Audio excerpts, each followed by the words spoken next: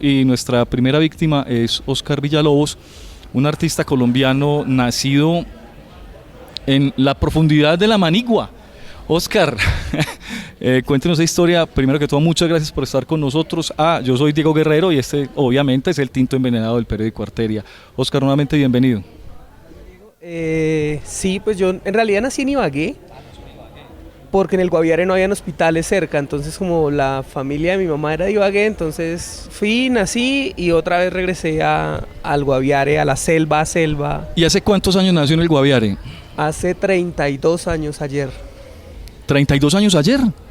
Hombre, hay que celebrarle el cumpleaños. Me toca ponerle un poquito más de veneno al tinto. Sí, no, qué maravilla. Bueno, Óscar Villalobos se encuentra con nosotros, entre otras cosas, porque hace parte de los artistas que están exponiendo en la Feria Barcú, en la galería... En la Galería Occhio. En la Galería Occhio. Y Óscar tiene un trabajo muy interesante que tiene que ver con la selva. Contanos un poquito cómo es esa historia del trabajo que estás exponiendo ahora mismo en la galería. Bueno, yo vengo trabajando con el desplazarse, como con todos los recorridos que hace el ser humano, pues desde mi historia personal, que como que estudié en muchos colegios y demás, y partiendo de eso, desarrollo la obra. En este momento llego a una serie que tiene formalmente más que ver con la selva, con el desarrollo del conflicto que está pasando y dejando de pasar y volviendo a pasar, como ese juego también que hay con la deforestación y demás. Entonces es una serie que permite entrar en la naturaleza y observarla ya sea desde un punto violento, pero con la dicotomía que da la violencia, ¿no? Porque por una parte los campos minados permiten una floración y un reverdecer de la naturaleza, porque es lugares donde el ser humano no llega. Entonces casualmente es una zona peligrosa para el ser humano como tal, pero a la selva de repente le hace bien. Entonces es como ir un poco más allá de los factores políticos. La selva no tiene, perdón, la guerra no tiene lado bueno. No, para nada. La guerra no tiene lado bueno, pero no hay, creo que no hay un refrán para eso, un refrán que explique digamos que el hecho de sacarle un poquito de buena cara a vamos ese a hablar conflicto. vamos a hablar de un caso claro, y es, por ejemplo, todas estas, sí, lo que tú dices, todas estas zonas selváticas que por motivos de la guerra, del conflicto armado, que bueno, ya no sé si lo tengo o no lo tengo, lo tenemos o no lo tenemos, pero por motivos del conflicto armado las personas no podían acceder a esos trozos, a esos pedazos de territorio, por lo cual la selva floreció y ahora que ya no hay conflicto armado, ¿qué pasa con eso? Pues es como parte, regresé al Guaviare después de 20 años de que salimos de allí.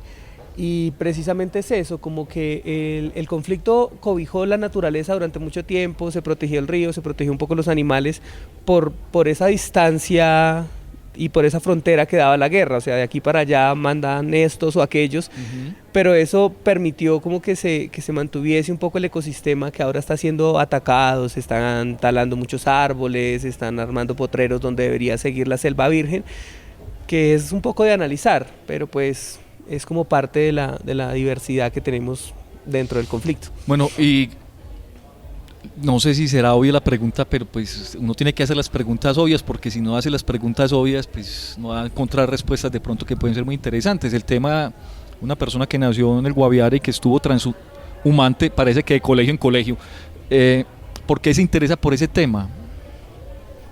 Pues en la universidad es complejo como saber qué quieres hacer. O sea, te dan unas herramientas y demás. ¿Qué universidad estudiaste? En la Academia Superior de Artes. Y muy temprano, en realidad, en la carrera yo dije, yo quiero pintar. Y luego un profesor me hizo la pregunta, ¿y qué quiere pintar? Entonces me pareció interesante que lo que se expresara ahí fuera algo muy mío, y aproveché como esa diversidad que había tenido de vivir en diferentes zonas del país, pues debido a la lejanía del Guaviare. Entonces es como, no sé, estudié en Ibagué un año, en Villavicencio otro año, un año acá en Bogotá, estuve en 2 internados, pues porque la zona es muy lejos, la educación allá no es tan buena. Y no era por mal estudiante. No, era porque... Bueno, yo ya pensando mal. No, de hecho siempre fui muy buen estudiante, un poco peleón, pero siempre fui muy buen estudiante. Pero entonces, a ver, vamos a historia, entonces ibas de un lado para otro. Sí, pues no sé, primero lo hice en un colegio, una escuelita de vereda cerca al raudal de Mapiripán. Segundo de primaria lo hice acá en Bogotá, en casa de mis abuelos. Tercero me fui a vivir a Ibagué. Cuarto viví en Villavicencio. Quinto regresé al Guaviare, hice 2. En ese tiempo empezó la violencia fuerte, entonces cerraron un internado y hice la mitad en un colegio y la mitad en el siguiente. Pero no, nunca fue por mal estudiante, sino porque pues... Son las condiciones de ir en Colombia, pues realmente. Sí, como que, pero igual fue interesante porque nunca terminé siendo de ningún sitio en específico, entonces mi serie se llama Tierra Móvil y es eso, es analizar a través, al principio de la pintura, ahora ya hay algunos objetos dentro de la serie, como esos lugares, pero no mostrando como una victimización ni nada de ese carácter, pues que tiene un poco la violencia y que es como la pornomiseria que no me interesa, sino... de ver que el que se mueve es el ser humano y que ese río de vida cambia, pues, o sea, las dinámicas de una ciudad a otra son muy, muy diferentes y venir de la selva es mucho más diferente, llegar a la ciudad, como toda esta condición de ciudad y de dinero, porque pues tú en la selva no necesitas el dinero para el día a día, o sea, como que comes, así es otra historia, llegas ¿no? donde el vecino y almuerzas y demás. Y acá en la ciudad hay tanta gente, pero hay más soledad, porque no sabes cómo se llama el vecino del edificio del frente, o sea, las distancias son más largas, pero la comunidad es más cercana. Entonces, como que siempre, pues venía y estaba un año en la ciudad y regresaba un año allá, entonces era diferente, porque pues la gente de allá tampoco tiene como la percepción de todo lo que pasa acá, el ruido, los carros. Es otro paseo totalmente diferente, otra forma pero, de vida. Y otra violencia también, ¿no? O sea, como distintos. Sí, digamos que la violencia siempre estuvo. Cuando llegamos a Bogotá, pues los barrios periféricos, que es a donde llega la gente después de un desplazamiento, no son los mejores colegios, no son las mejores calles, tienen unas dinámicas sociales fuertes. ¿Fue duro esa transición?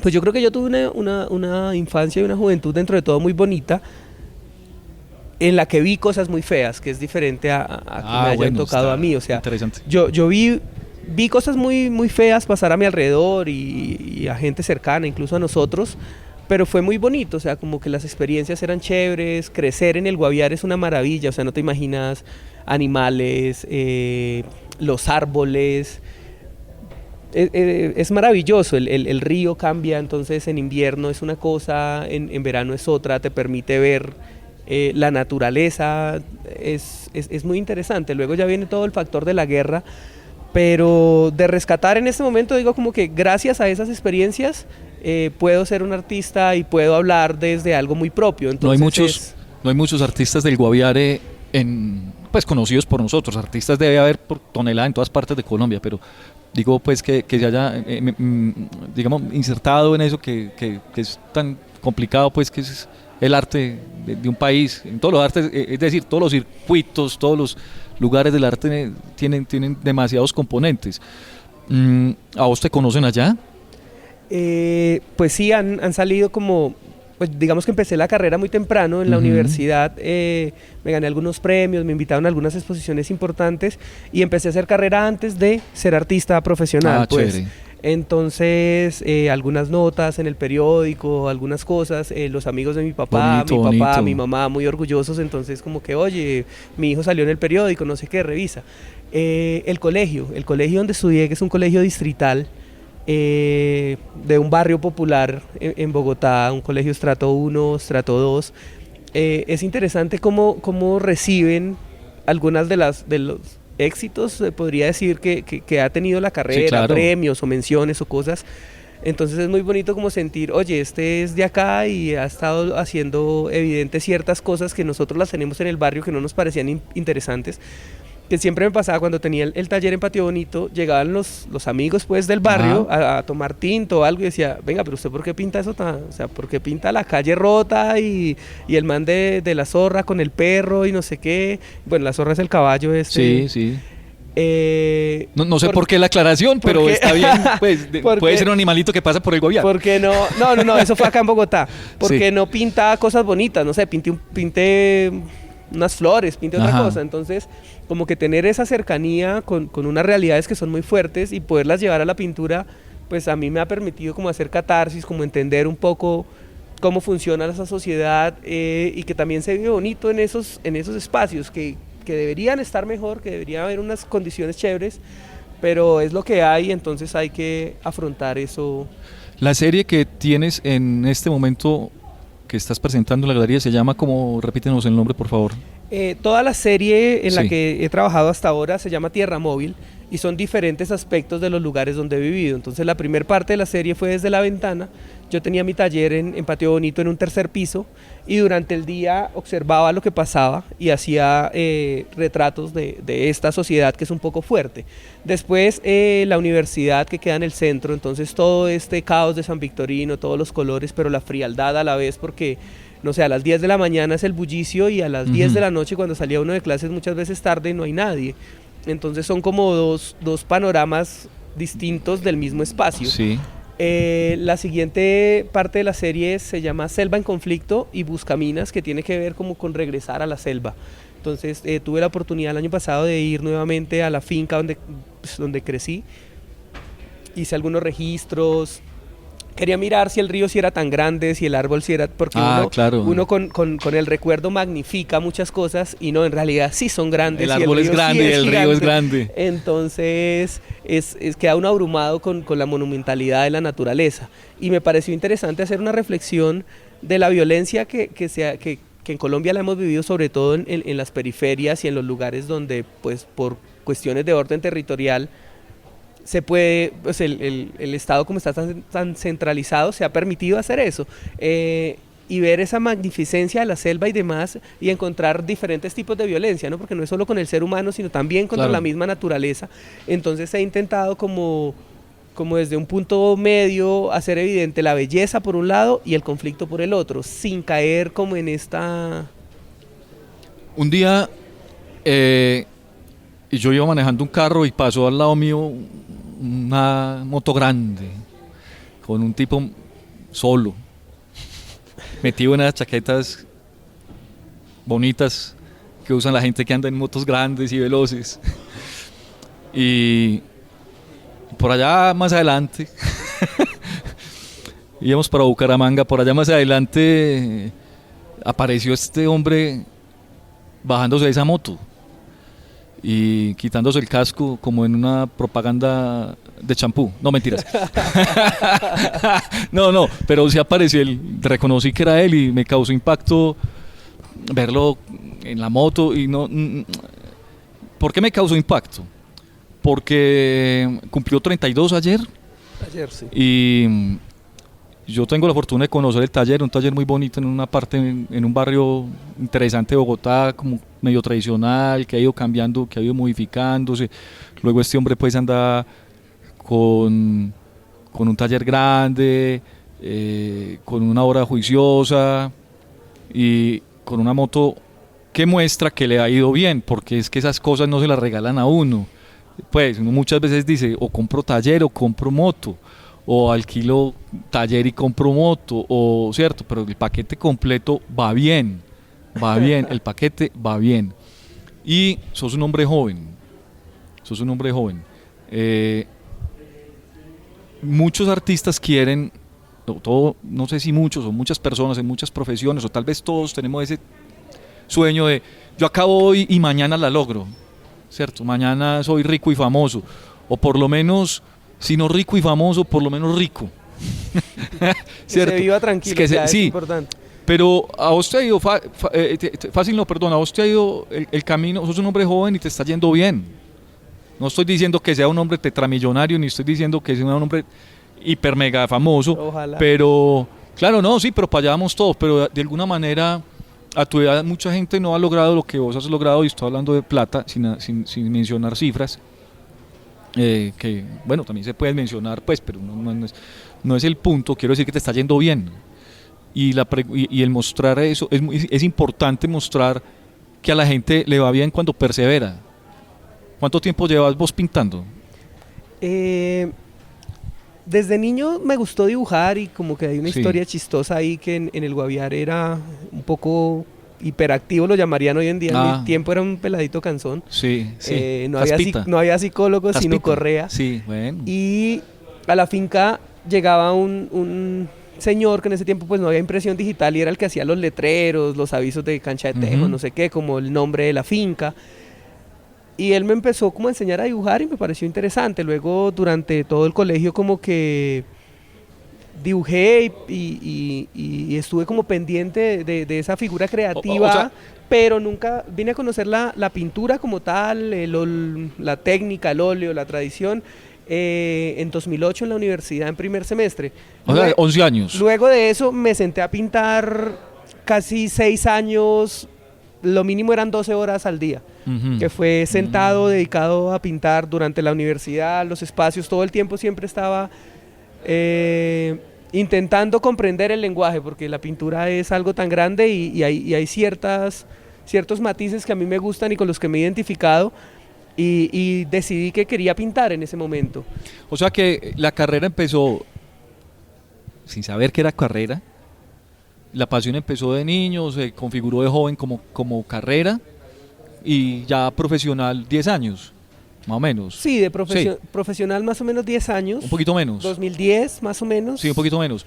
Pero Entré a la universidad en 2008, pero ya en cuarto semestre Ya estabas... sí, tenía claro. un trabajo. O O sea, sea, yo empecé a estudiar y yo dije, yo quiero hacer esto. O sea, independientemente de lo que te dicen en la universidad de qué hay que hacer o qué no hay que hacer, yo quería pintar, yo quería ser un artista comercial de alguna manera sin demeritar la no, parte pero eso está conceptual muy de la bien, obra. sí, sí. Entonces, porque siempre en las universidades hay un poco ese tabú de que si te vendes o si no te vendes, pero yo decía, yo quiero pintar, yo quiero que me compren las pinturas. Y quiero vivir de yo veía esto. galerías como Sachi y demás, yo digo, Sí, claro. genial. Bueno, claro, no hay gente que no le gusta. en- Yo quiero en- ser periodista y vivir de esto. Si alguien sabe alguna cosa, me cuenta. Sí, a mí Sí. me parecía interesante eso, como lograr insertarse en ese Claro. mercado que luego no sabía las complejidades que tiene y pues todos sabemos que Pero tiene pa- como para- baches, pero es... Dame un segundo ahí, es que es importante, la interrupción nunca es buena, pero es importante y es decir, ¿cómo lo has logrado? Pues no Frase sé, común Diego. no, frase común no, dígame 3 cosas como cómo, o sea, no sabes, sí, o sea, Eh, me dijiste que pintaste 12 años seguidos, eso contó para sí, después. yo me quedé, me senté a pintar y a hacerlo seriamente, o sea, a aprender cosas, a no ir con la corriente un poco de qué se está haciendo, qué se está vendiendo, sino de que lo que yo hiciera tuviera una coherencia. O sea, ahí hay constancia. Sí, y una constancia conceptual, más que otra Ya, cosa. Pero conceptuales de algo que tú querías hacer. Sí, pues en algún momento muy temprano en la carrera dije, mierda, yo tengo todas estas experiencias, chévere que yo hable de esto, porque en últimas es lo que hemos vivido el 90% de los colombianos, entonces pues se va a volver algo que va a entenderse o que hay que decirlo además, porque Bueno. también en la ciudad hay una distancia con lo que pasa en la periferia y llamemos periferia a todo lo que esté a 2 horas de Sí, Bogotá. después de Chía no hay Sí, nada. entonces, y Bogotá... Ironía, ¿no? Y Bogotá es esa burbuja que cubre todo y que acá todo se ve bonito, pero en ¿Le realidad gustan las no. burbujas? Son buenas esas burbujas. Pero hay que entender muchos cuadros todavía, ¿no? Sí, pero no sé, yo creería que 3 cosas, constancia, Ajá.